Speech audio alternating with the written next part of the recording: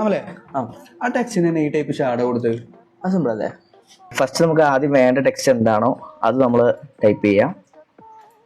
Then നമ്മൾ അപ്പിയറൻസിൽ പോയിട്ട് fill കൊടുക്കാം. ദെൻ അപ്പിയറൻസിൽ വീണ്ടും ഒരു ഫില്ല് കൂടി കൊടുത്തിട്ട് അത് നമ്മൾ വേറെ കളർ സെലക്ട് ചെയ്ത് കൊടുക്കുക. ദെൻ താഴെയുള്ള ഫില്ലിനകത്ത് നമ്മളൊരു എഫക്ട്സ് ആഡ് ചെയ്യണം. അതിൽ എഫക്ട്സ് പോയിട്ട് ഡിസോർട്ട് ട്രാൻസ്ഫോം എന്ന് പറഞ്ഞൊരു ഓപ്ഷൻ ഉണ്ട്, അതിനകത്ത് ട്രാൻസ്ഫോം കൊടുക്കുക.